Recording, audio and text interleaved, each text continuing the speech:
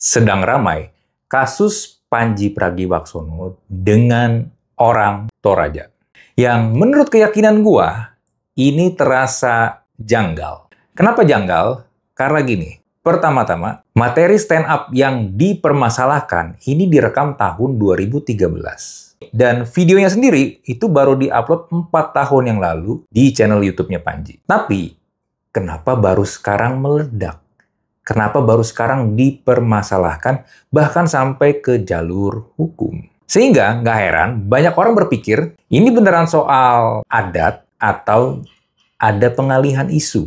Di episode Tinggi Ngurung kali ini, mari kita bedah bareng-bareng. Sebagai konteks, buat lu yang nggak ngikutin dan tahu-tahu melihat kok jadi ramai, gue kasih konteksnya. Jadi, materi stand up yang dipermasalahkan oleh sebagian orang Toraja tersebut itu adalah sebuah special show-nya Pandji di tahun 2013. Isi materi stand up-nya yang dipermasalahkan kurang lebih begini. Ada daerah di Indonesia, dalam hal ini Toraja, yang karena upacara pemakamannya itu mahal, orang-orang di sana jadi miskin. Bahkan, jenazahnya disimpan dulu karena belum mampu bikin upacara pemakaman yang besar. Nah, buat orang-orang Toraja yang tersinggung, ini jadi masalah. Karena begini, pertama, Pandji seakan-akan meremehkan adat Rambu Solo. Ya, jadi upacara pemakaman orang Toraja itu dinamakan adat Rambu Solo. Menjadi seolah-olah itu gaya hidup yang mahal. Nah, buat orang Toraja sendiri, ritual tersebut adalah penghormatan leluhur dan identitas. Lalu yang kedua, Pandji dilihat memotret adat tersebut dari kacamata ekonomi. Dan buat orang Toraja, budaya tersebut tuh yang penting bukan lu kaya atau miskin, tapi lu menjalankan adat istiadat. Nah, lalu juga yang ketiga, narasi orang Toraja jadi miskin karena upacara pemakaman tersebut, itu ngarah ke stereotip negatif. Seakan-akan orang Toraja itu nggak rasional. Jadi, buat orang-orang Toraja yang tersinggung ini, yang melaporkan Pandji ini, jokes-nya Pandji itu bukan cuma salah, tapi merendahkan mereka. Nah, kejadian aktualnya itu kan tahun 2013 di sebuah special show. Dan pertanyaan banyak orang, kenapa baru sekarang dipermasalahkan? Kenapa baru sekarang marah-marahnya? Ini sebenarnya menurut gua ya, berkaitan dengan algoritma dari sosial media itu sendiri sih. Sesuatu yang lu ucapkan, kalau konteksnya di Pandji di tahun 2013, tapi baru dipermasalahkan di tahun 2025, jadi ada jarak sekitar 12 tahun, itu semua sebenarnya gara-gara algoritma. Karena netizen, publik itu, banyak dari mereka itu sebenarnya nggak peduli itu diucapkannya kapan. Mereka ngerespon sebuah konten, sebuah video atau tulisan, biarpun kita membahasnya, kita ucapkan, kita tulis itu di masa lampau, tapi buat mereka ini baru gua lihat. Jadi responnya itu sekarang. Karena sekali lagi, algoritma itu nggak peduli dengan yang namanya kronologi atau konteks. Algoritma itu cuma taunya bagaimana ada engagement di setiap postingan. Jadi kemungkinan yang terjadi adalah ada yang motong ulang videonya Pandji yang diupload di YouTube channelnya dia dan diupload ulang atau istilah sekarang tuh clippers. Jadi sekarang ini ada tren di mana orang-orang itu motong-motongin video-video panjang seperti podcast atau kalau di sini video spesial show-nya Pandji dipotong-potong dijadiin klip buat di-upload lagi. Dan konon, dengan cara seperti itu, clippers-clippers ini bisa mendapatkan uang. Nah, cuma, ini sebenarnya juga agak ironis sih. Yang Pandji upload itu kan sebenarnya juga potongan dari special show-nya dia. Sebuah special show stand-up itu bisa berdurasi 1 jam ke atas. Jadi, bukan keseluruhan dari special show-nya tersebut. Nah, karena potongan juga, kita harus memahami ada yang namanya konteks. Di konteks video yang diupload sama Pandji, itu membicarakan tentang uang dan pendidikan. Dimana kalau lu nonton videonya, di situ Pandji bilang kalau banyak orang Indonesia itu, kalau dikasih pilihan antara uang dan pendidikan, lebih milih mana? Lebih milih kebanyakan adalah uang dibandingkan pendidikan. Karena pendidikan itu nggak bisa langsung kasih dampak Misalnya kalau ada orang ke pasar mau bayar, ya tetap harus bayar pakai duit. Bukan dengan ditanya siapa presiden kedua Indonesia, siapa presiden Amerika Serikat kesekian. Enggak. Tapi harus bayar pakai uang. Makanya kalau dikasih pilihan mau uang atau pendidikan, kebanyakan orang Indonesia itu lebih memilih uang. Dan juga karena uang itu bisa untuk di show off. Lu bisa tunjukkan kalau lu tuh punya uang. Nah, salah satu contohnya dia yaitu yang dipermasalahkan, yang menurut gue itu yang dipotong, yaitu adat pemakaman Toraja. Maka itu memang sangat berbahaya kalau lu mengeluarkan sebuah konten dan rentan untuk dipotong karena come on, we know banyak orang kita itu sulit banget untuk memahami konteks, memahami apa yang mereka baca, apa yang mereka tonton, dan yang mereka lihat. Makanya nggak heran kan kalau banyak banget, kalau di kolom komen itu sering banget terjadi perdebatan, pertengkaran antara sesama netizen, karena ketika lagi ngomongnya apa di konten tersebut, ada satu netizen komen, tapi nggak nyambung dengan topik, dengan konteks yang lagi dibahas. Lalu ada netizen lain yang membalas, kasih tahu, lu salah, lu nggak nangkep.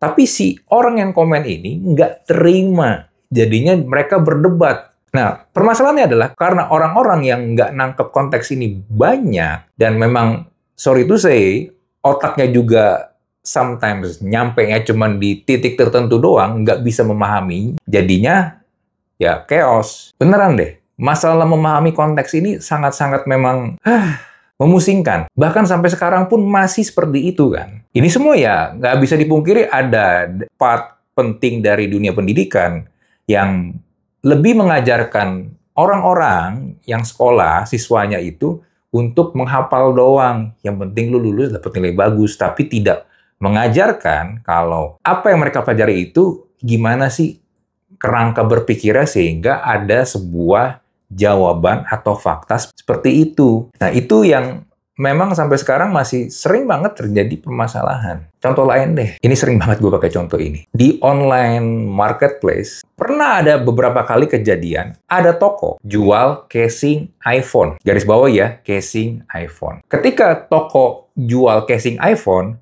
akan sangat wajar kalau casing iPhone-nya itu ada iPhone-nya kan digambar untuk kasih lihat kalau begini loh penampakannya kalau ditaruh di iPhone. Dijual dengan harga berapa? Rp100.000.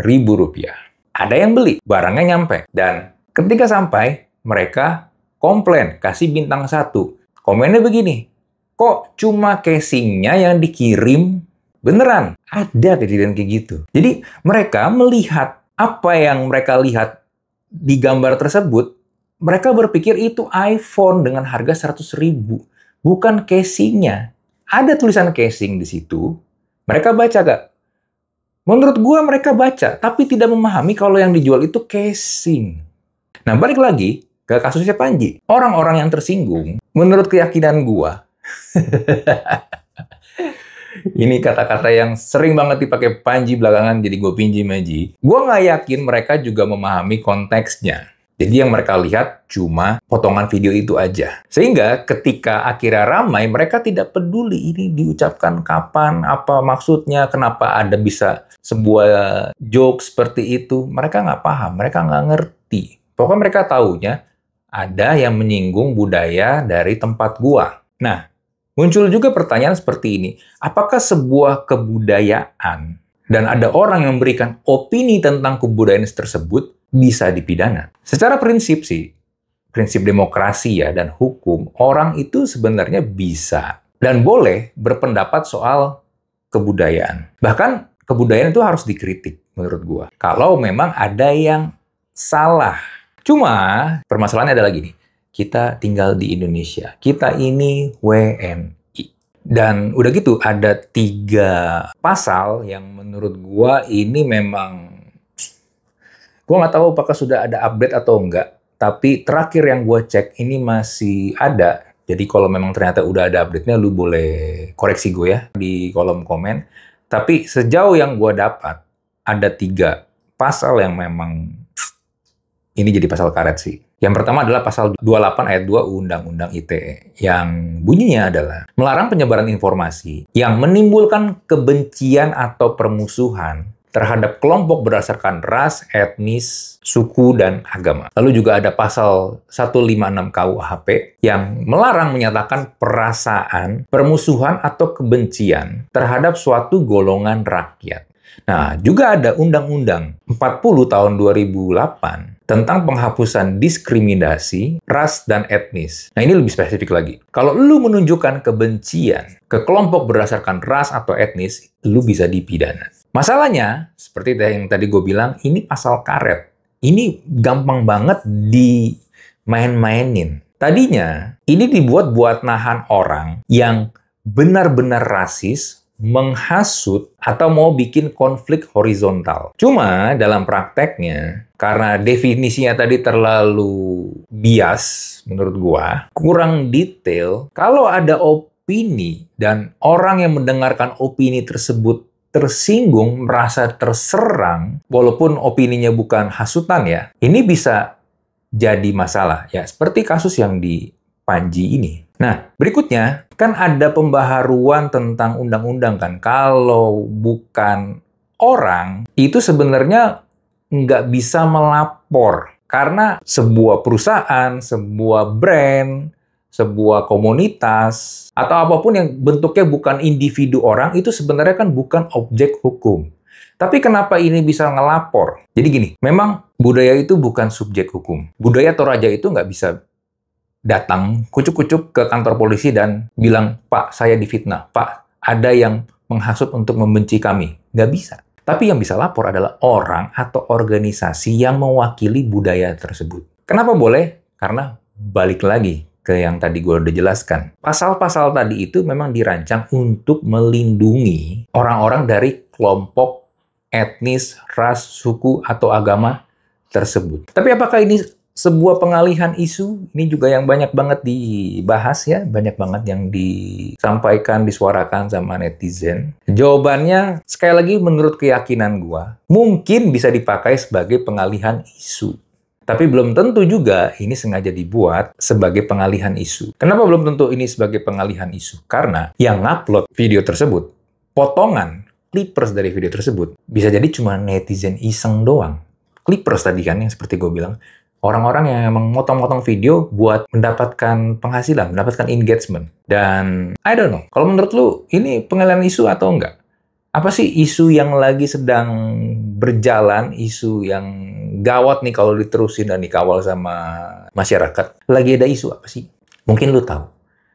Atau lu ada denger apa gitu. Mungkin boleh lu tulis di kolom komen. Kalau yang gue lihat sih sekarang terlalu banyak isunya. Jadinya gue nggak tahu isu mana yang ditutupi dan bikin pengalihan seperti ini gitu. Nah, sebagai penutup, jadi siapa sebenarnya yang salah? Pertama, dari Panjinya dulu. Menurut keyakinan gua, Panji ada salahnya juga, yaitu di bagian riset dan framing. Dia ngambil materi yang menyentuh adat secara spesifik dan seakan-akan mengeneralisasi kalau semua orang Toraja jadi miskin karena upacara kematian tersebut. Dan itu dia lakukan sebagai orang luar. Memang ini konteksnya komedi. Cuma karena sudah dipublish ke publik, ya sangat susah untuk mengontrol perasaan orang. Ini kan juga sering banget dibahas sama Panji ya, tentang ketersinggungan, akan sangat susah untuk mengontrol orang untuk tidak tersinggung. Makanya kalau menurut gua, kalau ingin ngupload potongan spesial show-nya lu nih Ji, kayaknya ya walaupun susah ya, kayaknya jangan jadi pelajaran juga mungkin kalau untuk ke suku, agama tertentu, ya mungkin boleh lebih inilah ya, lebih bijak untuk tidak sih. Nah, lalu di sisi orang Toraja yang tersinggung. Kenapa gue bilangnya orang Toraja yang tersinggung? Karena kalau yang gue lihat, nggak semuanya. Ada memang sebagian yang tersinggung, dan ada yang mewakili, tapi apakah benar-benar untuk semua orang Toraja? Kalau gue rasa sih enggak. Ya, cuma kan ada tetap pihak yang tersinggung. Nah, buat orang-orang Toraja yang tersinggung, bahwa betul memang ada yang menyinggung budaya Toraja, budaya pemakaman Toraja, lebih tepatnya, tapi coba untuk bisa lebih melihat konteksnya lagi. Memang betul budaya pemakaman ini dijadikan contoh, tapi mungkin boleh sekali lagi melihat konteksnya biar bisa lihat lebih luas lagi. Apa sih sebenarnya yang lagi dibicarakan?